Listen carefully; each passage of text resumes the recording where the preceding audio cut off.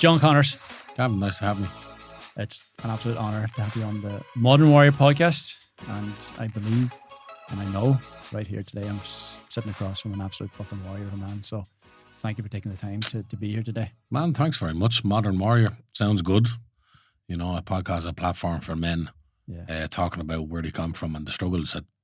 That is an important platform. I think, you know, we're seeing in a big way the kind of destruction of men in this society, and there's not a lot of room for men, it seems, you know. It's funny because I recently had a job where, I bet you know the word, but you know the word misandry. So misandry is a word that you never really hear. So it's our misogyny. So people being, misandrists is like being a misogynist. So it's the opposite, but against men. And I was working recently, and I was encountered actually by a lot of that. And I would never ever display any misogyny. I was reared by a single mother who struggled, in a big way to rear us and be the mother and father. So my respect for women is just unlimited, and I would never discriminate against anybody for being anything, any box, any this, man, woman, whatever it may be, race, gender, whatever. I don't care. It doesn't matter. Content of the character and all that matters. But it is a thing that's kind of accepted now, and people laugh about it, you know.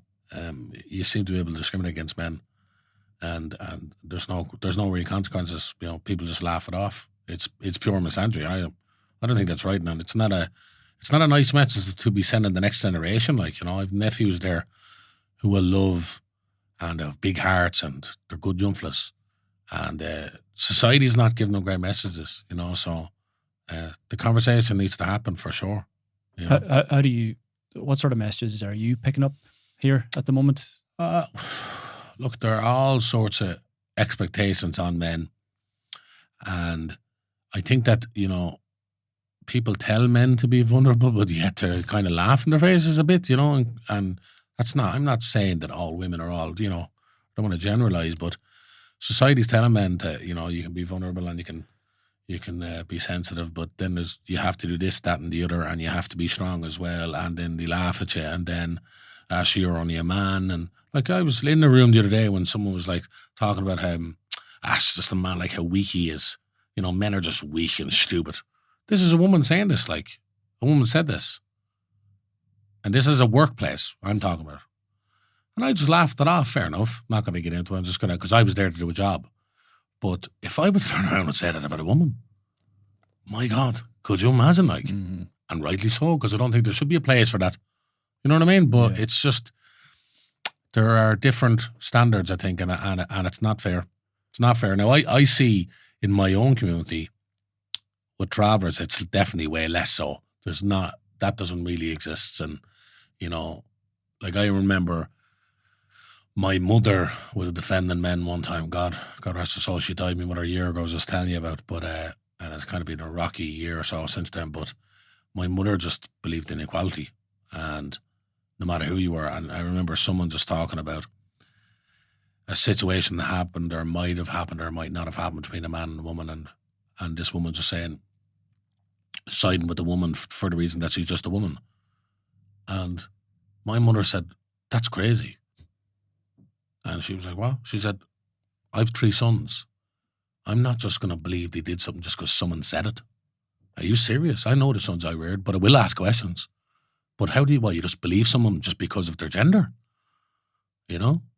And then that person had 3 sons herself. That's the funny thing. And then we would have heard, "Well, what of your son?" And then it turns around and you go, it's different, you know? Mm-hmm. I don't know, man. It's a mad time when it's controversial to actually believe in equality. Yeah. True equality, you know? You've had your fair share of discrimination in your own life through those earlier years. And do you feel that this provokes you perhaps a lot more viscerally than it would the normal white man? I can only speak for myself, you know, and even the white stuff and straight white and all that, I don't care about any of it. It's like, it's all silly. Are you a good person, man?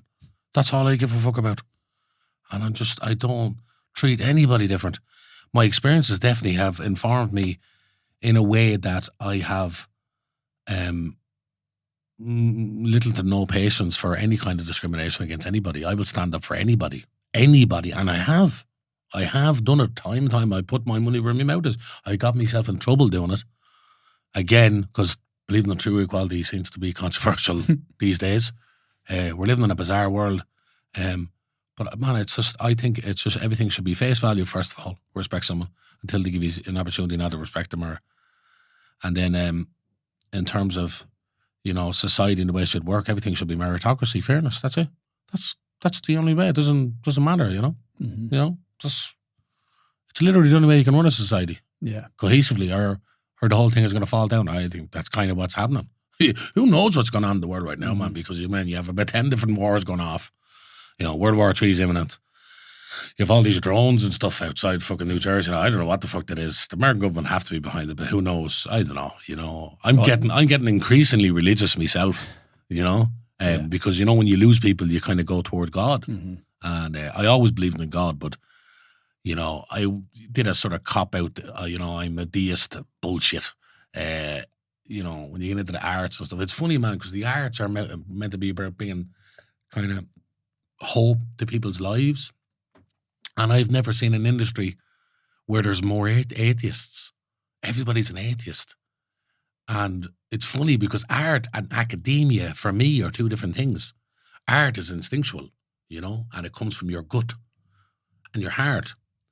Academia and academics is the head. It's all heady, But I've never seen so many wannabe academics in the arts. And do you think it's unintellectual to believe in anything? I think it's mad. I've never actually met so many people that say that they don't believe in the Bible, but they've never read the Bible. But it's cool to not believe in the Bible. Yeah. And you don't have to believe in the Bible, but don't be a passionate atheist and disrespect people's beliefs when you never even explored that belief or put even an academic lens towards it. Yeah. That's the irony of it, So I think it's, in the arts, it's kind of, it's mad. It's mad what's happening, and people, it's about bringing hope, man. So yeah, we're living in a kind of a crazy time. And I think some form of spirituality, definitely anyway, is the key for me. Absolutely for me. Higher power.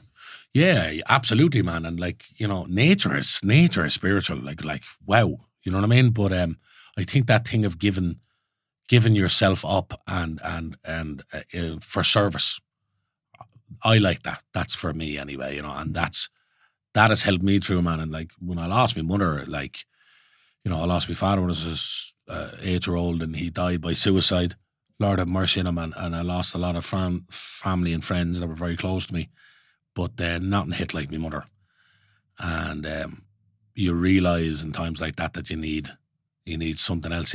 So that's when I turned to God, man. And it's like, when you're alone at night and there's no one else there, and you're desperate and you just can't see the light, God is there. That's what I believe. And God won't turn his back on you. So I've had a renewed sense. Now I'll say religion. For years I would have said spirituality because I was doing the kind of actor wanky thing and, afraid to say I believe in it. Or because I probably didn't. I probably just went away from it, And you grow up and, you go to church and you're sort of forced to go on. There's all these things, and then, the church stuff, the Catholic Church and what happened. And, I make the distinction between the church, which is an organization, which is capable of being corrupted, and the religion, People start coming at me, you're some mad Catholic mad. No, listen, go and watch my film, The Black Wealth, which takes the Catholic Church apart in a relentless way that no other Irish film done. So they can't say that. But I think the religion and the organisation, the church, are different. And people's own personal faith as well. I don't even know what I am, really, but I'm looking to Jesus for sure. Yeah. And I look at the words of Jesus. I look at the actions of Jesus. And I look at the philosophy behind Jesus. And I don't see no wrong. So, on that spiritual path, man. And it's definitely bringing about peace and clarity in my mind. I can tell you that. It's a reason why this works for people in AA and NA and all that. I mean, it's It's not science. That's the thing. Yeah. You know? Do you think that your mother's death has brought a new sense of life back into your world? So the 2 months preceding my mother's death, I had a number of mad spiritual experiences. So one night I woke up at 3 o'clock in the morning and I was sleeping in the bed my mother died in. And I looked after my mother when she was dying like a carer of me and my brothers, and tried to do her best because, you know, she was the best mother imaginable. And anyway, I woke up at 3 o'clock in the morning, I looked across the room and I could see my mother. And I know this is going to sound mad to people. It is what it is. But in a hazy sort of, it was like a hazy picture of her I could see, right? And I got freaked out by it. And the next couple of months, I had a number of freaky experiences. I'll actually send you these videos, man, right? I'll show you them. So my mother used to always talk about lights and her electric going off and her lights, and always used to say if she died, she'd come back and flash lights and on. She used to say this, right? And then if you research, you know, paranormal stuff, electricity is the thing, right? Yeah, energy. Now, I did a show. I'll get into the show afterwards because what I'll tell you about the show is actually unbelievable. And I wouldn't blame people not to believe me, but it's all, I have the evidence for it. The show I did, right? And this is before my mother died. But anyway, a couple of months after my mother died, lights would start going on and off everywhere I went. And it started, I was staying in a house in Lochshinny. I was there for years. And after my mother died, I went straight into the edit this paranormal show that me and Tiernan did, in which we had freaky experiences in the show, right? And doing the edit was really scary because we had to listen over a lot of the things that came through the mics and stuff that we didn't even hear the first time, right? But lights start going on and off randomly in the house. And I was like, what? It started the first day where I walked down the road and I was crying basically, and I was praying to my mother. And I had to walk my mother every day because she was trying to stay together so she wouldn't deteriorate, you know? And I felt a pinch on my side. And I got on the phone to me in a WhatsApp group in my family, and I said, lads, I'm just doing a walk here from Rush to Lochshinny. And when I said that, a light bounced off the ground, and I looked up and it was the street light right above me, right? And I just said, that's a sign for my mother. I just literally said it. Went back to the house, it happened in the house, and the cupboard lights start going on and off, right? This is weird. The light upstairs start going on and off. Now Tiernan, who was previously a staunch atheist because he's an integrative psychotherapist, a cognitive scientist, and a psychologist. So, you know, he's an academic to the extreme. Yeah. He was going, what the hell is happening? And I actually brought one of the Talking Bollocks lads over, and you can ask Terence. Terence, right, came over because he was in the show, and we were doing the last little bit. And a light came on over his head that wasn't plugged in. It was no plug. It was from a plug wire, this light, a lamp. And it went on without him being plugged in, and he got freaked out. He can confirm this. So everywhere I went then, lights went on and off. While lights went on and off, there was a light at the front of the house, a gate letting us in that started going on and off. Anytime I approached that gate, that light went on and off. Right? That doesn't happen. It only happens when you open the gate by ringing it. And then just when I went near it, on and off and on. It's everywhere I went. I have so many videos, it's crazy. Have them all on my phone. Even when I went into England, one night I was in a hotel and I was doing a film over there, and I walked outside to have a smoke, and I was crying, again, my mother. And I stood right underneath the lamppost, and the lamppost went on and off then. And this is everywhere I'm going. I've loads of videos. I'm trying to get as many as I can because I'm finishing this documentary that I'm going to bring this in as a part of an angle to it, right? But let me go to the TV show, right? So the TV show is called Sleeping with the Entity, right? Now, me and Tiernan have a production company together, Clusterfox Films, and we made a few films.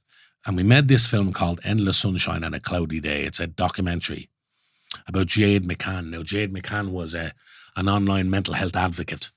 And she was great, but a great singer. And me and Tiernan really encouraged her singing. And we followed her while she got diagnosed with cancer. Now, her father got diagnosed with cancer. 2 weeks later, she got diagnosed. So we started making a documentary about her. She asked. So we followed her, and long story short, we followed her whole way to her death because that's what she wanted. So we wanted to pull out, say, halfway through. Both her and her founder set us down and asked us not to, because basically they didn't want to lose their purpose. The documentary was giving them purpose. So it was a weird one, but we had to follow them the whole way. So she died, and then he died 6 weeks later. But we were in the edit one night, and we were including a shot of the documentary that she didn't want in it. Now, it was nothing bad, but it was showing her makeup being done wrong, or tan, yeah? But when we tried to include it, the computer went off, right? And all the electric in the house went off, right? But we never thought that the first time. But then this happened about 3 or 4 times in a row. And we were like, what? So we finally got it on, and we were trying to click it and do the final edit, and it wouldn't happen. And then Tiernan said, I'm going to take this phone out and just take a picture of her. And the second he took a phone, his phone went dead. And the two of us went, what the fuck? Right? So Tiernan wouldn't let this go. I've always been a believer in something. But Tiernan was like, this is, you have to understand this happened about 10 times in the night. And Tiernan was like, we have to explore this in some way. So we were talking in the sitting room one night, and he was just saying, what was that, John? You know, because again, he's an atheist and he doesn't look beyond, you know, beyond science. So he's like, I can't get over that. Let's do something about that. I said, what do you mean? He said, let's do a paranormal show. I'd be interested in it. I'm interested in paranormal psychology and all that as well. And, you know, what makes people think they see things. I said, but Tiernan, you experienced it. You know, you didn't see anything. It wasn't, what happened. If you want to call it coincidence, call it whatever you want. We don't have to make a show about it. He said, let's make a show. So he did all this research. Tiernan's like the biggest nerd you've ever seen in your life, like the most intelligent dude. Basically, a week later, he comes back with all these different paranormal instruments that you can get. And they're all scientific based. Everything is hard, cold science that satisfies his needs. Again, he's a scientist. I said, okay, let's do the show. Let's do it. So we come up with an idea to get 5 or 6 duos of celebrity influencers to sleep in a haunted house for a night, sleeping with the entity. While myself and Tiernan, me, the believer, Tiernan, the skeptic, kind of present the show. And we use all these different instruments, you know, noise frequencies and lights and picking up energy, thermal energy, and all this stuff that's legitimately tested and stuff. And Tiernan knows the science about it all. I'm lacking in science and all, I'll show you. But anyway, so we went the first night, and we went to a place called Ardgillan Castle, right? And there was a ghost that's meant to be 170 years there, and her name, the Lady of the Stairs, who was spotted on the stairs because she drowned on the beach 170 years ago, and she was, you know, the Lord's wife. She was a baroness. So first night, Casper Walsh from Versatile and Dubzino, the other rapper, 2 rappers doing it. So great crack. They did the Ouija board. The Ouija board was working away as it's meant to work away and all this. But you don't know if people are doing it over power or suggestion. You don't know. And I don't know. So the lads went down to explore the Lady of the Stairs, and Casper saw the woman at the stairs. And he took off running, and he shouted, ah! We go, what? So what we did was we ran towards what he saw, and we caught her whole body shape on a thermal camera right on the stairs where she's meant to be spotted for the last 107 years. So that was freaky enough. We went inside, loads more freaky activity inside, and we picked up these stick men, which are, again, energies getting picked up in the thermal energy, and they were crawling around walls. So loads of freaky stuff. And I go, ooh, it's a bit scary. And tearing, like, what the fuck is happening? It's kind of tearing up his world. So then we go to Wicklow Jail, and it gets even worse, even darker in Wicklow Jail. We people screaming, I'm Irish, please help me, coming through. People talking about Michael the Archangel, voices coming through, loads of thermal stuff. And then we've Leap Castle, which most of the stuff in Leap Castle didn't come through on the night. We couldn't really hear it because of all the shouting. We heard it in the edit, and loads of freaky stuff, including telling me, John, cancer, which I didn't know that was about my mother, right? Tiernan didn't even tell me till a year later that my mother had cancer, or till after my mother died. Because we left the edit after my mother got sick. I didn't know this was coming through. So if people think I'm fucking some mad joke, I'd hardly say that, you know what I mean? But the worst one was this. We went to the Hellfire Club. You know? The Hellfire Club, Dublin Mountains. Yeah. Oh my God. So the Talking Bollocks lads, that was their episode. And they arrived and were like, "No, listen, John, just let you know, like, this is going to be a short episode because we don't believe in any of this shit. It's all, we're some men of science." I said, "No bother. Now, I'm already having the last 3 or 4 nights. And so is Tiernan. And Tiernan's whole world's upside down." So, Tiernan goes, "Okay, we'll see." And they were like, "Men of science, blah, blah, blah." I said, "Yeah, we'll see. That's no bother. I knew something was going to go down." And basically, we had these little cat balls. And cat balls will go off only if you touch them, you know. And if a ball goes off, it's pretty scary and it's pretty, you know, great on camera and it's visual, you know. But not only did a ball go off, a ball came about 6 feet across the room to me and hit me. And this was right after Calvin said, if that ball goes off or I'm losing anyway, I'm out of here, right? Because he's had to get in a few little shares already. This is the man of science. And it comes all across the room and basically hits me. And that got really mad. We got a threatening voice through telling us about the Killicky cat. That was a cat that was meant to be a demon that haunted that place for hundreds of years. Part of the mythology around it. But then, the freakiest part then, a voice came through with a Traver accent, the man, pretending to be my father it was. Right? Pretending to be your father? Yeah, we think it was because this is where shit gets really, really mad.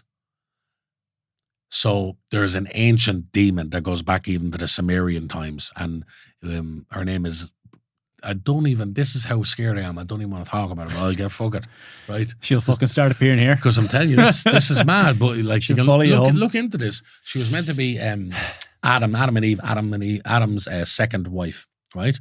This is the mythology around it. So what we didn't know was in Wicklow Jail, one of the influencers we had, she had these mad psychic powers on the night, right?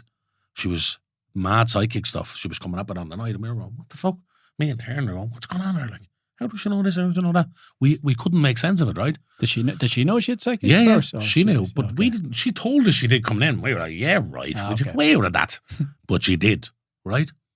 What we didn't know is before she did the show, a few months before, she did this like ceremony and gave her soul to Lilith.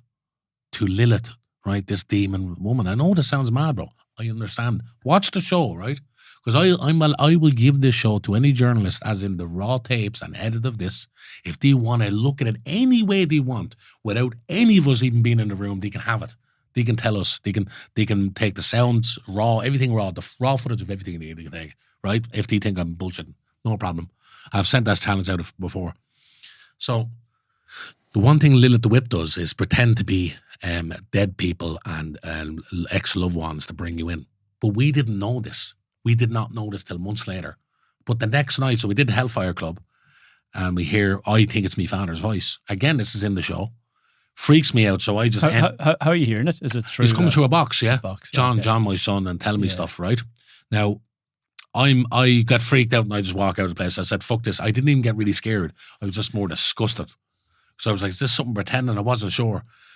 You didn't know. You thought this could potentially be a father, but yeah. And then I listen to me. I'm not naive to the fact that I'm sounding like a maniac to people who have zero belief in anything or haven't experienced anything. I'm not. That does not escape me. I know people are going to watch this podcast thinking John Connors is mad going, what else is new? But this is my experience. We're seeing a different level of madness from John today. Yeah, exactly. So in the next episode we went to Wexford and this voice kept through and kept saying she's Lilith and she kept talking dirty, right? So we didn't know even what Lilith was, right? So long story short, loads of freaky stuff happened. I couldn't sleep for months after this. Casper Walsh, the rapper, he went and became a born-again Christian over the show because of what he's experienced on the show. He'll tell you this. He's open about it. He's born again over that show. So when we went into the edit, we kept Lilith. So we started Googling. This is how we found out. We found out who Lilith is. That's who's Lilith keeps going through. And then we found out that she was a fallen angel and meant to be the second wife to Adam, and that she imitates loved ones who have died. And this has all come up in the show. And this is mad because this all happened. And afterwards, my mother got sick. And then it's into that spiritual journey. And then when my mother died, I go in and edit that show and hear loads of stuff we never heard on the day. So it was a mad time. That's a journey, man. They say the least, yeah. And that's only the last year and a half. Yeah. But crazy. But the show, I'll send you the show. Have a look at them. And again, man, if people think I'm mad, I get it. I get that. I will challenge anybody if they want to tear that thing apart and tell us how we manipulated anything, or they can look at our instruments, they can look at the editing, our raw footage, our raw sound, everything they want, people can look at it. Please tell me otherwise, because I was the one encountered by these mad demons. you know. And now Tiernan, an integrative psychotherapist, a cognitive scientist, and a psychologist, is wearing a holy cross around his neck and is believing God. So there you go. Is that why it's important to put that out there? Like, what would be your personal purpose to put that out there to mainstream media and for people to see this? Oh, for people to have belief, bro. The people to actually believe what's going on. Because I think, you know, look, man, I think we're always in a battle anyway. You know, I think, you know. You've struggled with your belief. Oh, yeah, I've definitely struggled with belief or definitely synthesizing what it was. You know, I think the further you go away from a literal God, the more vague things get. Do you know what I mean? And you're going, I believe in this, and I believe in the trees. And you begin to find God in all the wrong areas. Yeah, I think so. And, you know, there's hokey-pokey shit going on, and, you know, a lot of, like, it's funny because people, like, they get into mad stuff. You know, people that consider themselves spiritual but would never say I've read the Bible or wouldn't believe in Jesus. You know, Jesus never did wrong to anybody. But if someone said something about a different religion, they defend that religion, but they wouldn't defend any form of Christianity. And then these are the same people that might believe in some ritualistic stuff, or they might be a Reiki master or some shit, you know, which is stuff with way less evidence. You know, most academics, if you want to go down that road, believe that Jesus Christ of Nazareth actually existed. Mm-hmm. So that's most people would say. So at least that. So I definitely see that, you know, we have a religious vacuum. You know, the things that happen in the Catholic Church in this country cause the religious vacuum, and what takes that place? Drug taking, drug dealing, you know, gangsterism, corruption of the heart, the soul, and whatever that road that takes you down. You know, evil will take over. Now, evil for me infiltrated the church. That's what it was. You know, and you know, evil can infiltrate people. You know, it's not as literal as someone just being demonically possessed, you know, but you get led towards evil things, and it's deeper than what we see. Yeah, it's not the fucking Exorcist, like, yeah, you know what I mean? Like, even if you look at something like cocaine, the devil's dandruff, and the thing that cocaine makes people do, like, you lose any morality, sense of morality. You don't care. You'll do destructive things on cocaine, and it's funny as well, man, you know, cocaine, alcohol, these things, how fast things go by on them. Vroom. Just go fast. Just like that. It doesn't slow time down, it does the opposite. You fly through life doing those things. It's mad. You've had your experiences with this? I've drinking anyway, but I know the cocaine scene, I've known enough people, you know. Yeah. But I'm like, these things that, you know, become a normal part of fucking society for Irish people, they're not good, man. I think they're bad for our spirit as well. I think they take your spirit away. That's what I think. They sedate you as well. They totally do. Yeah. They totally do. Kill your drive, kill your ambition, kill your energy. Without a doubt. Kill your soul. Kill your soul, bro. And you know, I was only looking at studies there today. They reckon that, like, if you were drinking regularly for a couple of months, it'll take a couple of years to get the alcohol really out of your system. And same with cocaine. Like, when they talk about 3 days, it doesn't really get out of your system. The sort of in terms of how your brain operates, you know. Yeah. So, yeah, man, I definitely, I'd love to see people searching a bit more for, or not searching, but maybe having a bit more of an open mind, you know, because we have been fucked over by the Catholic Church in this country and what it did for people's belief, and it's terrible. That's why I meant the Black Wealth. It's about intergenerational trauma deriving from clerical abuse. Was that film driven by anger from your personal perspective? And it's well, I more than that, man. It's funny because you know, it's like sometimes I wanted to make that film for a few years, and I tried to. And Screen Ireland said, don't even submit it, you know, because they thought it was too dark. And I was just happy enough with that and going, okay, I'll just go a different route and do other stuff or whatever, whether it's act or I'll direct eventually and whatever. I directed loads of shorts and I directed documentaries and stuff. So I kind of just took no for an answer for a while, you know. But sometimes what happens in life, man, is that you need then another reason or an extra reason or a higher reason to do something, and then you become obsessed with that, and then when you become obsessed, then it'll take care of itself. You will do it. So with that, man, I got involved in this big controversy online, and long story short, I got painted as a person who I wasn't, and people are calling me this, that, and the other. And I was like, because I'm a sensitive person, I was like, my mental health was really bad. But it was on the year that I turned 30, and I always had this self-destructive prophecy that I was going to die before 31 because my father died at 30. And I always thought I was going to. So when I hit 30, it was like the clock started ticking really quick, you know? So I got involved in a controversial fucking thing where I got up on a podium and done a speech, and people tried to associate me to really bad people, and they lied as well, like saying I was a part of this march when I wasn't. But I couldn't defend against the whole Ireland's media, you know? You're only one voice, you know? No matter how big your platform is or small.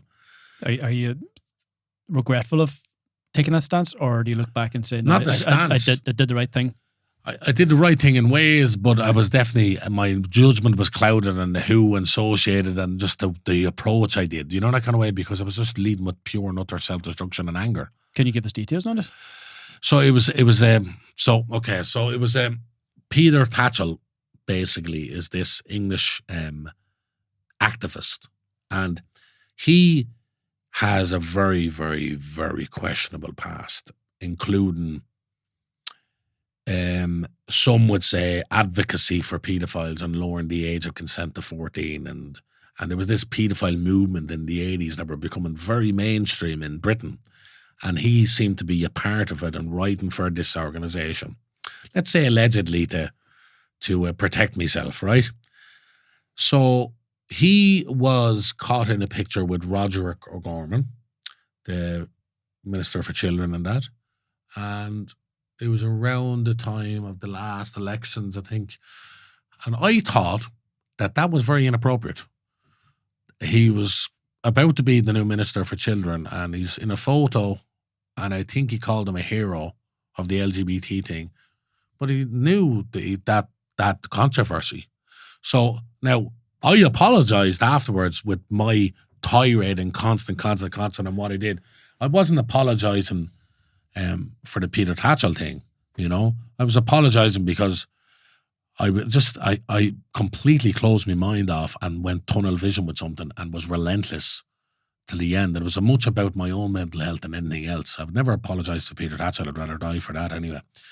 Anyway, long story short, Roger O'Gorman ends up kind of getting a lot of an online stuff and whatever. And, you know, it's interesting now. There's a lot of stuff going on with that now. And, you know, there's a lot of children that went missing this year. You know about the children got missing with Tusla and all that.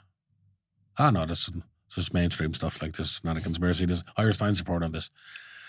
And obviously that's under Roderick's watch. So I'd say Roderick, he has a lot to answer for there anyway. But anyway, long story short, I did an apology. My whole world caved in. I didn't know what the fuck. Everybody thought I was a bad person and whatever, blah, blah, blah, blah. What that looked like? Your world caving in? I was panic attacks constantly, couldn't sleep, and thinking that there was no way out of this. There was no way out of this. I couldn't see how I could repair the situation and how I could get back on track with people not hating me. You know, the irony is I've been hated my whole life, but people not hating me and then being able to just get back to what I love, which is creativity. Because once you get cancelled, like all, you know, the creative arts and all that are all run by people who like to cancel people, unfortunately. So anyway, long story short, man, Tiernan, being the great man that he is, and then Jimmy Smallhorn, my good friend, kind of plotted together and said, look, John needs to direct this film. It's the thing's going to dig him out of a hole. And what I could kind of see the film as now was a different thing. I saw it in new light. Wasn't just literally about what happened in these institutions or this clerical abuse, but it was also, for me, it turned into a film then about the human psyche and what it can take. And I was at my threshold.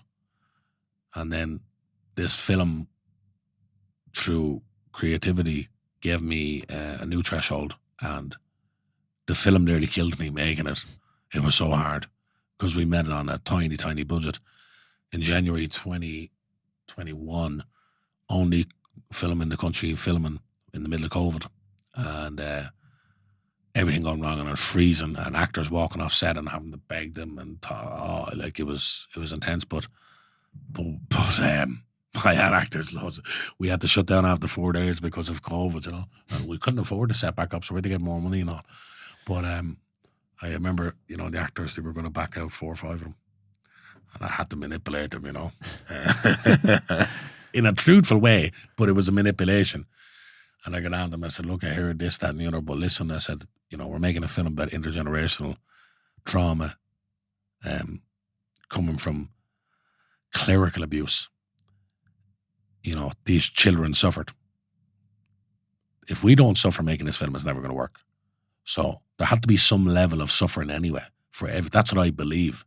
That film couldn't have been made, with a comfortable fucking blanket around all of us. It just wasn't the way. You had to suffer to make that film for it to anyway bleed into not even a 0.1% of what they went through. Do you know what I mean? So, so anyway, a bit of manipulation, but true at the same time. They jump back on board and we managed to make the film and get it over the line. And, I think everybody in Ireland can kind of relate to what happened in those institutions. We all have people, I don't know if you've anybody belonging to you who went through it, but I have family members that went through that,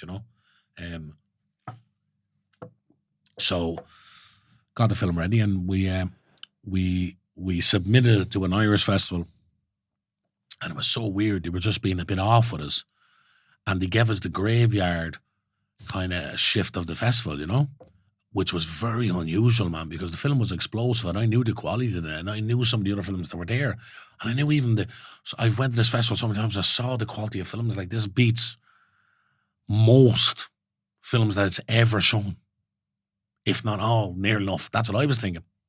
So they're giving us the worst slot of the festival, the slot that coincided with the big industry party, so no one would go and see the film. So I was like, this is weird. Fuck that. So I pulled it out. And then I sent it to a festival. Basically, we got to the very last day of selection for Cannes Film Festival, the #1 film festival in the world, with a tiny budget fucking Irish film. And it was the day before they announced we got the final no. And I got a personal email from the selector who was basically upset that she couldn't get it over the line for us, because a programmer will choose a film that they'll fight for, and another programmer will do it, and another programmer, and they'll all fight, and the French are real passionate, So they were fighting the last day, and she couldn't get it over the line. So she sent me a lovely email, but she also put me in touch with the head of this film festival, which is called Oldenburg Film Festival in Germany. Prestigious festival. Hollywood Reporter have like a deal with them where they cover all the films, and it's about meritocracy, and it's not about big stars or big sales agents. And it's an independent film festival, so it doesn't take studio things, and so it was a top 5 independent film festival in the world. And he got on and asked, do you want us to show it and premiere it there? And we said, fucking hallelujah, yeah, damn right we will. So we did that, and it got amazing reviews by the Hollywood Reporter. I got 3 articles there with them. Like, this is huge film industry news. Screen Daily, Film Verdict. These are the biggest platforms in the world. And we went to the award ceremony, and it was like the Oscars, and we won Best Film. And Graham Early, our lead actor, won Best Actor. And it got a North American premiere in Hollywood Boulevard in the Chinese Theatre, the most prestigious kind of place in the world for that kind of stuff. And again, more great reviews. We come back. There was an Irish festival first in that turned us down, right? We just went good, but it was the same selector of the person in the other festival. They turned us down, and we knew they were going to turn us down, but we just said we'll send it for the crack to see if they're going to be that evil about their bias, like, or obvious, sorry. So then we went to another festival, and then we went to the other festival, and was like, the film was our party, our after party, which a lot of the kind of marketing strategies and distribution stuff happens, and that got cancelled on us right before the screening. We didn't get invited to the industry parties, and we got no Irish critic reviewed our film. An Irish film, and like, this is unheard of. But yet a British critic reviewed a film in the festival, in that same Irish festival, but no Irish critics. So we're like, this is absolutely crazy. Then we had 2 distributors that were interested in distributing the film, but they wanted lots of the political stuff gone out of it. So we said no. So then we inquired about distributing ourselves at cinemas, and then cinemas wanted 80%. and only certain cinemas would accept us. So we said, what the fuck are we doing? We're pissing in the wind here. I'll tell you how far some media outlets went. I did interviews with the Hollywood Reporter, and a number of them, including the Sunday World, took some of the stuff I said in the interview and made a whole article out of it. And it was stuff I said which was about travellers, which was about 10% of the article, 5% of the article. It was just because your man, the American, was kind of fascinated with travel culture and saying you're a travel filmmaker. That was it. And I said a line or two about, the Irish state have been at war with travellers. So it made a whole article around that, and wouldn't mention that was taken from the Hollywood Reporter, or that it was about John Connors having a new film out, or it was about John Connors' debut as a director, or it was about this film, The Black Wealth. Didn't mention any of that. It was just like a fresh new article I did with the Sunday World, basically. And this is 4 or 5 outlets, so they all went out of their way to not mention this is all about a film that I'm doing. Like, no one would get behind it at all. Then when I start giving out about all this stuff, and then I went on a social media kind of rant, I'd say, then they start picking up stuff then. Finally, when we launched it ourselves and morphed that TV our own platform, and got it out there in some way. But again, we've a global deal with this company slated, so there's a lot that comes still from that film. And but the people that have seen it in Ireland, we've gotten great fucking responses from, and people are seeing the kind of intergenerational trauma and seeing their own life. So it's an important film anyway. So yeah, people don't want to know the truth though. The truth is very uncomfortable. Brings up a lot of pain, brings obviously a lot of pushback, but I'm listening to this from you and I'm thinking, well, of course it has to be this way for you, because I think that any other director or writer out there would have just given up. And to you, I feel you've faced so many barriers and so much rejection in your life. You go, yeah, well, I'll find a way. I'll keep pushing. I'll keep grinding. I'll keep working through this. This is just part of the process, and you eventually get there, and that takes real fucking purpose. So like there is something extremely visceral in that for you as well, in terms of the importance of getting this out there. Yeah, but there's like the thing about being a victim, right? It doesn't work. So if you have been a victim of A, B, C, D, E, F, G, whatever it is. I've been a victim of discrimination, let's say, from a young age, all my life. Knacker, pikey, teachers call me this, segregated, put in an all-traveler class. I was, let's say, I got multiple beatings from groups of settled young fellas when I was a kid, when they outnumbered me and things like that. And called knacker and pikey hundreds of times. I can't even remember, whatever more. Doesn't even matter. So being a victim of discrimination, right? And travellers are more so than any other group, and that's proven by every single study. So you can go, right, we're victims of discrimination now. Let's cry about it forever. Well, bad news for you. You only have one life, and you can cry about it all your life, and then you'll be, if you're lucky, I was about to say, if you make it to fucking 65, 3% of travellers make it to 65, 50% only make it to 39. So for 50% of travellers, 19 is middle age. 11% die by suicide, highest suicide rate in the world. So what is the point in wasting your life by crying and giving out and saying the big bad man is doing this, that and the other, and even if they are, what's the fucking point? You're wasting your time. So I've always had a sense of urgency since I was a child, and to my detriment at times, because I'm very impatient. Now, I'd say I'm less impatient now than I was. I definitely have worked on that, because I want things done yesterday. You know what I mean? And I can't sleep. And I get ideas and I can't sleep, then I have to do something about an idea straight away. Like just yesterday, I had 2 different things occurred to me that I could be doing to further advance my directing career. And that resulted in me sending out a bunch of emails, inquiries, and putting the timer on them that gets sent to this morning instead of sending them like last night, looking like a mad joke, and then also rewriting the whole script. So that just came across my mind yesterday. And then, because I go, right, if I don't do it now, then it's this, okay, I have to go to blah, blah, blah. And I have a bit of OCD about shit as well. Like, I go, if I don't get this done, it's like OCD doom, Mm-hmm. If I don't do this, it's not going to happen kind of thing. Anyway, fucked up. But it's a big cost, isn't it? Huh? It's a big cost that you're paying in terms of your mental health, your physical health, when you've got that sort of approach. Do you identify that? Have you did? Yeah. I think this is why like right now I'm off the smokes. I think 4.5 months. Smokes make everything worse, but better as well. Like nicotine is fucking great and brilliant for writing, brilliant for editing, brilliant for creativity, and this has been proven. The problem is it fucking gives you cancer and kills you. And I smoke way too many of them, and I do things in excess, so I had to give them up. And I swore my mother's grave I'd never smoke again, unless I drink. You know. Okay. There's an exception, is there? Yeah, because it's nearly impossible. Yeah.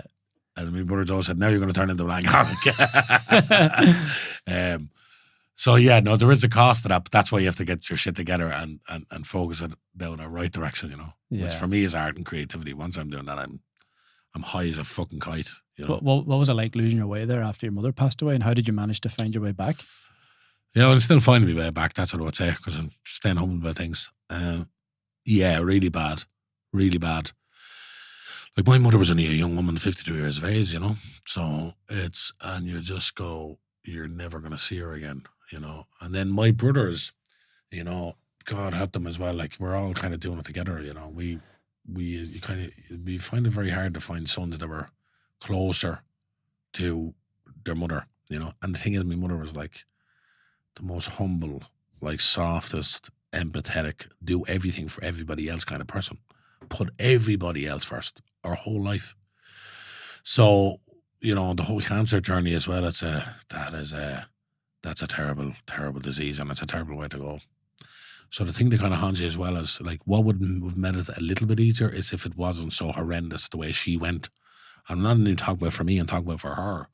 You know, when I think about the pain that she had to go through, that's what haunts me sometimes. And that's what I get anxiety out of the blue. It just hits me when I think about what she had to deal with, and knowing that she wasn't a complainer at all, you know. So it comes in waves, you know. The first couple of months, man, I was in shock, and everybody was telling me in shock, but I wouldn't believe I was in shock. And then she died in 2023 in August 6th. So it was January is when the shock stopped, and then it was just pure doom and apathy about life, and going, who gives a fuck? What's the point? What's the meaning? And drink took a grip. Oh yeah, 100%. Just binging. Like, I remember when we won Best Film at Oldenburg in 2022. That was September 2022. So my mother had only started to be sick, but wasn't diagnosed yet. But I just knew it was cancer. She suffered for a year or so, was it? Yeah, she did. She lost about like 10 stone weight. She couldn't eat at all because of the throat, you know. So you were really losing her from that day. Oh yeah. So Oldenburg, when I won, it's like when we won Best Film, it was everybody went out to celebrate, and I just walked from the ceremony back to the hotel and rang my mother and just told her we won. Just to hear her voice. And that's the kind of thing that's hard now, is like giving good news, or giving her good news, because she loved that, you know. And she was very proud of me and my brothers, you know. I think this sounds terrible, but probably a low standard in a way. Now, she had a high standard for us in a way, because we did very well academically, and we followed our father, as she would say, for our brains.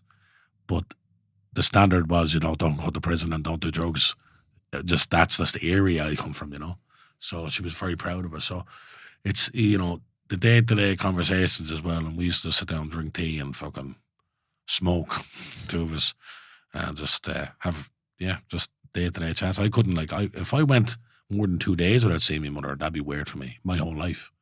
Very weird. Like, I moved out to Lochshinny in 2020 because I had to be under the same roof as my business partner because of COVID and blah, blah, blah. And that was horrendous for me for a while, because I couldn't see my mother every day, every single day, you know. So, but if you take out the Lochshinny experience, I don't think I ever went more than a day without seeing my mother, except for a holiday, or if I was working in a different country. So that's how close we were, you know what I mean? So it just, I'm back living in a camp as well, where we all lived. And it's just not the same, you know. The place is not the same. There's a doom and gloom to it all, you know. So there's an energy that's been taken away from it. A spirit, a soul, a joy. Yeah, and her father died there as well in 2018, he was the greatest man I've ever known. Like he was a great man. He had more integrity than anybody, and he was, despite being, say, a very masculine, super strong man, he was a very sensitive fella as well, and would take his coat off his back for a stranger, and just taught me a lot of morals in life. Kind of nearly impossible morals that just tried to keep up to, but he was a great man. My mother followed him and actually looked like him and kind of had the same sort of behavioural patterns as him, and he died there as well of cancer. So it's kind of a weird one, in the camp. How do you manage to pull yourself back? Well, creativity always helps me. Creativity always kind of gives me a comeback, Was there a moment there where you were obviously grieving the incredible loss of your mother, and then you said, "No, hang on." Well, I tell you what pulled me back, and very much like the Black Guelph. My friend Tiernan, he did it with the Black Guelph along with Jimmy Smallhorn, and earlier this year, when would that have been? Probably April or May, I'd say. I was just down a hole where it didn't matter. Nothing mattered. There was no meaning to anything, and I didn't give a fuck. And I was heavy binging and just giving up on life. And I was thinking, if I die, I'll see my mother. That's what I was thinking. And I suppose there's a, and it wasn't a literal suicide or whatever, but it was probably what they say, an internalized one. You're not really conscious of. My behaviour was suggesting that anyway. And Tiernan's just stalked me. Like he was stalking me, and I was just avoiding him, like dodging him. And when he came into the camp, I pretend I wasn't there and all. I was hiding from him. And he wouldn't give up. Tiernan wouldn't. And he runs a program that's based around kind of mental health education and exercise and creativity. And that's where we met years ago, where I was a support worker and he was managed the program. And I brought a bit of acting to the young fellas, and then I left and 4 years into the job or whatever, just because I was getting so busy with acting and whatever, and then me and him set up a company together. So, but this is his philosophy, and he sees it work over and over and over. So he was just like, you need to get up and you need to pull yourself here, and this is, and whatever. So he just started picking me up every morning and bring me down to the same program I used to work in, and just to train with the lads doing circuits, stretch band exercises and body weight stuff and all. And I think I did that for about 6 weeks. And what happened was, I think that my chemical imbalance was so low from all the drinking and binging and no sleeping and sleep deprivation and sleep apnea and all that. And just that trauma, that vivid trauma. But after about 6 weeks of training, I was way better. Usually, you just train, you get a buzz. It wasn't happening for the first few weeks. I was training every day and I was getting no buzz. Which it's like it gave me a fright, because I'm not a person who was a stranger to training. I was a 3-time Irish boxing champion, 4 Asian gold medalist. Training since I'm a child, doing multiple sports, winning gold medals and loads of them. I know what training does. I know the benefit to it. I know how good it is for your head. So when I was 2 weeks into training and I was feeling exactly the same, I was going, what? I've never encountered this level of depression before, when it was doing nothing for me. And I was getting good sweat-ups. And I was going doing sea swims. So, like, the dopamine must have been so low, but I just kept going at it. And I started to tidy up the diet a bit and dropped a bit of weight. And then I just started to feel better. And then after about 6 weeks, then that kind of dragged me out of that pit, and then you slip up and then you blackguard and whatever. But I've been on the straight now for a while and feeling a lot better and working and doing bits of acting and, writing and, yeah. Are you conscious of that black dog on a daily basis? It's just, how do you manage it? It's just, Well, how I manage them, first of all, when someone says to me, John, and I get a lot of people hitting me up online because I've done documentaries and I do sometimes videos and TikTok and stuff about mental health and whatever. And it seems to really hit those whenever they do things like that, because I think there's a real appetite out there for people who are massive. Yeah, who are just kind of desperate, What I would say, if someone says, I'm not feeling great, John, I'm whatever, first of all, I'd say, are you drinking? Yeah. Right. You taking drugs? Yeah. Are you eating shite? Yeah. Are you not exercising? No. Do you go on walks in nature? No. Do you do sea swim? No. Well, you've a lot of things to try before you start going down the fucking medication route or even therapy, I'd say. That's what I'd say. Do you talk to anybody? No. Okay. Well, talk to somebody, because if you talk to somebody you love, they want to hear what you say, because they want to keep you. They don't want you to die. Go and exercise. Clean up the diet. Stop drinking. Do you smoke? Smoke less. These are all the things that, first of all, are the things that get in the way before you even have to fucking, you know what I mean? Before we go into deep trauma. All these things affect you chemically in every different way. And inflammation is a huge thing. Anything that inflames your body in any way. Like when I give up smokes, I got a week of kind of bad anxiety from it because of withdrawing from the nicotine. But then after that, you feel way better because your lungs are fucking inflamed. Your whole body's inflamed. Like if I smoked a cigarette right now, right, every injury I have in my body, and I've loads of them from the years of sports, would all inflame straight away. I just get loads of niggles all over my body. You know, so that's what I'd say to people. First of all, cut out all the stuff that is obviously unnecessary for your body. Take them, and then see how you're feeling with things, you know, and get busy. Structure is the main thing. Like and I know this, and I forget this myself, and I know all the things that are good for you, and I also forget them or ignore them. And it's a circle. You keep going around a circle. It's not a straight line, you know. And Tiernan keeps coming back into my life, explained that to me over and over, you know, because I always thought that when you resolve something or you resolve a trauma and that's it, I never have to deal with that again. Yeah, right. It's going to come back and haunt you again, and you're going to have to fight it again. And whatever it is, like I had to deal with my father's suicide my whole life without even knowing it. It, you know, it set me down a very destructive path when I was a teenager and got me, you know, when I was a really successful boxer and going to make it and going pro and all that, then bam, bam, bam, trauma comes to collect and start going mad and getting involved in street fighting and violence and crime. And it was all a reaction to this unresolved trauma that was chasing me my whole life. And then you think you resolved that, and then bam, bam, bam, late 20s comes back again. Think you resolved that, comes back again at 30. Why? Oh, he died before he's 31, as I said before. So all this stuff keeps chasing you, and you have to just keep fucking facing it, keep turning around and going, no, I'm going to face it now, you know? And sometimes, man, sometimes you have to ignore it. Sometimes you have to repress it. And what I mean by this is, we're given those tools sometimes to protect yourself to get over a rough patch, you know? Sometimes, like, when I'm going good, and this is happening to me in the last couple of months, where things are going good now, I'm trying to get back on track and create, write and direct and act and numerous things like that. And I get a wave, and it's an image of my mother, you know, when she was sick and screaming, and it was really bad. And it's the image just gives me a pain in the gut straight away, and I get a sting in the chest, anxiety. And I just tell myself, ignore that now. Deal with this later. And that's it. And you have to do that sometimes. You're not always in a position, or nor should you, of just going, right now I need to just take this all in and stop doing what I'm doing and talk to something. No, we're given these instincts for a reason as well. Sometimes you just repress it for a while, knowing I'm going to deal with it. You know what I mean? And that's what I'll do. And then sometimes I'll just go, it might be a Sunday and I'm doing nothing, and I'll just watch a few of her videos and I'll have a cry. And I'll let it out, and I'll talk to her for an hour straight.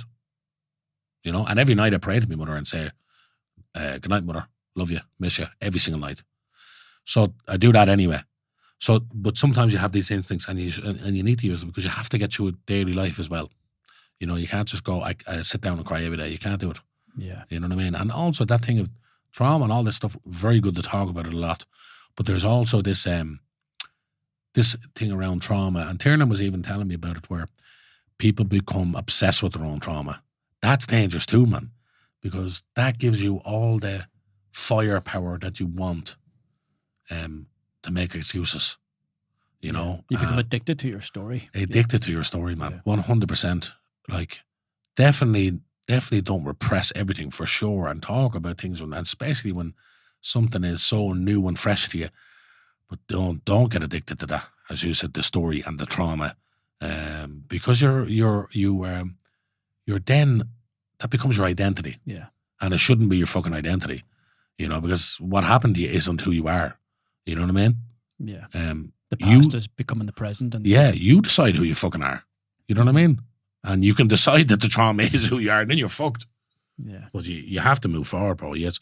Man, this is why I fucking love Rocky. Rocky, man. Like, you and me both, man. Yeah. Yeah. Like, I'm obsessed with Rocky all my life, but in the last year or so, even more than like, as if I couldn't get more obsessed with Rocky. I'm now. Which one? Which is your favorite? No, listen, Rocky as a philosophical figure. Ah, yes. Right. But number one is the best. Yeah, right. Is the best. And I think Rocky Balboa is the second best. But I love all the action of the threes and the fours. And number two was good, and five is better than people say. Yeah. You know? Yeah. And then the last one you had that moment with Mickey in five, which get up, you son of a bitch, because Mickey loves you. Yeah. And what I love about it, man, it's a simple bread and butter philosophy about overcoming grief and trauma and hurt and pain and rejection. That's what it is. It's very simple, not done in a fanciful way to alienate people with Shakespearean dialogue. It's straight meat and fucking veg philosophy we can all understand and gives you a punch. And that's what it is, man. Never give up. Always get back up. You know, like that scene. That's like that scene in Rocky 1 where he goes the night, and this is mad. Serendipity happens with art and life and everything. These sort of series of events that are fortunate. It seems like fate. It happened with Rocky because when he went the night before the fight and he saw that the shorts were switched around, well, that was just a production designer mistake. So they made that a part of it. But the next scene wouldn't have been as good if that didn't happen, which is all I want to do was go the distance, you know? So that scene is all the more powerful because they don't even give a shit because they didn't even fucking get his shorts right. You're such an underdog. And then all he wants to do is go the distance because he'll know for the first time in his life he wasn't just another bum on the street. You know? Like, fucking hell. That's what we want to hear, you know? And he was a real life fucking Rocky. Sylvester Stallone. He was just a fucking actor version. You know, that shit is inspiring. That's real. That's stuff that we can actually take inspiration from, you know? Had to sell his dog. Had to sell his dog, Bookkiss, and ended up bought him back for like 5 times the money or something. You know? But I'm obsessed with Rocky, and I love all those speeches, and Mickey as well. I love the Mickey speeches as well. Yeah. Yeah. You see yourself in those movies?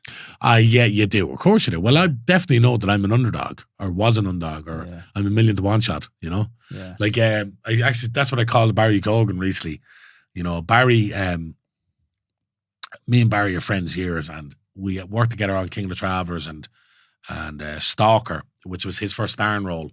Me and Mark O'Connor wrote that role specifically for him, and he just starts soaring after that because Barry is very, I would say, driven, like very driven. Like you don't get many people this driven, and I could see it in him. Like he just never stopped. How do I get this role? How do I have to meet? I have to get this accent right, have to do this audition and kill it, and he did it every time. And it was just no surprise where Barry got. It was not to people who knew him, and I knew him very well, me and Barry, because we had a very special experience together on Stalker, making that film. It's no surprise. But Barry recently, because of fucking shit going on in his life with the girlfriend, has got a lot of online hate. And I'm no stranger to that stuff myself. But people are attacking him en masse, like, because he's so famous now. Like tens of thousands of people, or if not more, and saying horrible things about him, man. And, you know, hearing rumors that happen between him and this Sabrina Carpenter girlfriend that he has, or ex now, or whatever. Well, first of all, like I did a video about this today because I'm giving them support because I was really angry, man. You know, first of all, how dare you even fucking think you know what's going on with someone's life? You don't know what's going on with Barry's life. You don't know what is happening with his relationship. You don't know what's happening with his child or his ex or anything. It's all hearsay rumors or someone tweeting about this, that, and the other, and people are catching on to it like a fire. First of all, you don't know anything. Second of all, go and fuck off. You know what I mean? And third, you don't know where Barry came from. Like, Barry went through, I think it was 12 foster homes for like 8 years. Yeah. Parents who were addicts and died. Both his parents are dead. Then his granny and his aunt, when they were able to take him into custody and then de-reared him in the middle of Summerhill, you know, in a place where there's a danger all around you and no opportunity. And this fella ended up winning BAFTAs and getting Oscar nominations. We should be parading Barry. Like, Barry is an inspiration instead of trying to tear him down. And even more sickening seeing Irish people, you know, doing that. It's really, really sickening. We have this fetish where we like to tear down the people who do great in this country. It's a terrible thing to see, but you know, it's a projection of their own insecurity and hate and absolutely anger or whatever the fuck's going on within them. So yeah, and it's not personal to Barry, you know. No, we don't like winners in this country either. We don't like winners. We like being second best. I think if you're second best, you don't offend anybody, you know. And you know this journey all too well. You know this place all too well in your own life in terms of what's going on with Barry at the moment, which is lights that fire in your belly. Yeah, well, look, Barry, thankfully, he's fulfilling everything in his life and whatever. And we're on different waves and we're doing different things as well. But I see parallels. We come from similar backgrounds. Mm-hmm. We're both like, you know, working class people or whatever. People who come from troubled or antisocial backgrounds or where they come from. It was all bollocks in my opinion, but you know, people who get into the arts are from more upper class backgrounds and come from like D4 or whatever, you know. That's 90% of probably the film industry, front and behind the camera. I would say come from that sort of background. So we're already kind of the outliers. Yeah, already. And Barry is to the extreme, like, you know. But it's down to his fucking talent, man. He's talent and drive, you know. You had the two of them, which you need both to have a shot. Yeah. You thrive with that outlier label. Should I call it label? But yeah, the outlier. Well, man, I know that I know what I have as a talent. I know I'm driven, and then I actually believe I'm really, really lucky for the opportunities I've had, but also from where I come from. You know, I don't like people saying that, you know, I came from nothing, or someone at Zerna said it to me before, you came from nothing. I said, no, I didn't come from nothing. I came from everything, like, except money. And that's the best background to come from. Everything except money. So that everything is culture, integrity and pride and love for who I am and where I came from and my family, and gratitude and a bit of principles, and I have a sense of morality and all these things I got from my mother and my family, my father and my grandparents and the way I was raised. And I didn't grow up with money, which is a good thing. So I'm blessed to come from that sort of background. Isn't it interesting how people perceive money as everything? You've come from nothing, which, okay, so what's the opposite of nothing? Oh, money is everything. It's like, no, that's not, you have it fucking mangled here. That's not it at all. There's a kind of saying travelers use with some people who are money obsessed, you know, and they go, I forget about him. Money's his God. Do you get me? And that's when money becomes your God. You do lose, I'd say, you lose empathy, and you. I don't know if you could have a general integrity if money is your God, if that's what's guiding you. Because that's not what's guiding me. Like, I couldn't ignore people. I tried my best to help people I love, but anybody. And I have a real soft spot for people who are maybe not given a fair chance in life. I do have a soft spot for them. At the same time, I also note that not be too soft on them, because that's not going to help them either. But everybody needs guidance. You know what I mean? So we all need that. I think it all starts at the home, bro. You know, like your family and what they teach you, you know.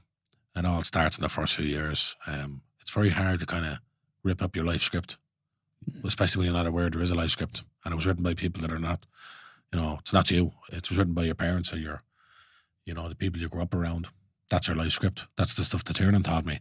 Most people are not even aware that they're in their life script. So you can edit that too. Yeah, and you can that, and it's when you becomes aware of it all, then you realize, like, you know, and you realize where certain reactions to things and all, where all that comes from. And everything comes from pain and hurt and trauma and all that stuff as well. Like, you know, to use a woke term, triggers. Let's not open that woke bucket there now. Yeah. It'll be hell. But you know what though, man? You know, the funny thing about the woke thing is like Like it's seen as a left wing ideology or whatever, but it's not very left wing either. Like, but then there's people that are on the right and they're woke in their sensitivities too. You know, and now it's just becoming too popular to call people woke. You know what I mean? It's just become the norm. It's just and it's just, they're woke. Fuck off. You know what I mean? Like it's just it's not even. I'm sick of it on both sides. I don't consider myself left wing or right wing. Either one, no.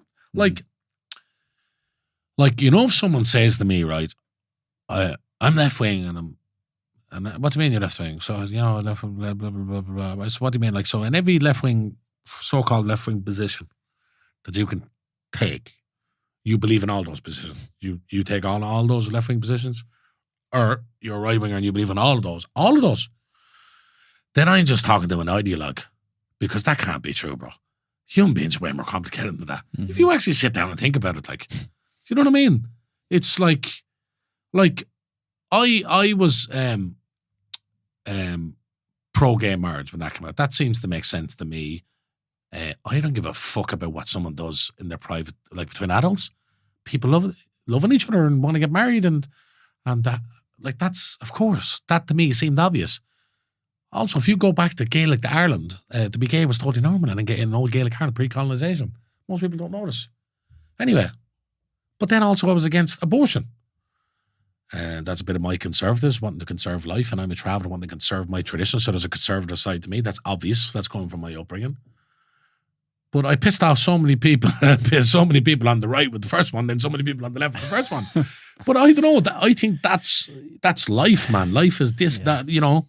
I feel the way all across the board. Some things I'm in the centre with, and some, you know, because I think early on I definitely would have just said I'm this, and because of who I was. But I mean, yeah, but who comes up with left and right anyway? In the it's first place, fucking, like, exactly. where did that come out of? Like, just exactly, yeah. You know what I mean? Yeah, it's fucking life. It's fucking madness. Well, it's another way to divide us and create like sides. Take sides. These tribes, like we're like, Jesus, man, we're so tribal, like. Yeah, we're all fucking connected at the end of the day anyway. We're all, that's the thing, you know. Disconnect us. Look, man, like, it's fucking cheesy as fuck, but it's all about love, man. That's really what life is all about, and that's the best thing about life. The Beatles said it best, man. Yeah. John, absolutely fucking love this conversation. I could go on and on here. We'll do another one again in the future. Definitely we will, man. We will. But for anyone who wants to reach out to you, see your good work, follow your work, follow your passion, follow your journey, where's the best place to get you at? Or John Connors online on social media. You'll get me on Instagram and Facebook and Twitter and TikTok. Nice one. TikTok is where I do the rants. Oh, lovely. Yeah. Get on TikTok then. So yeah, love those rants. And for the new movie, where can we... The Black Guelph, that can be watched on morphed.tv. You can watch that. So will Sleep with the Entity be on that as well. So if anybody's into them, that's where you'll watch those. Nice one. Morph TV. Morph TV, yeah. Get on it. Brilliant. Thank you, John. Thank you for all your work. Thanks, man. Appreciate it. Until next time. Brilliant.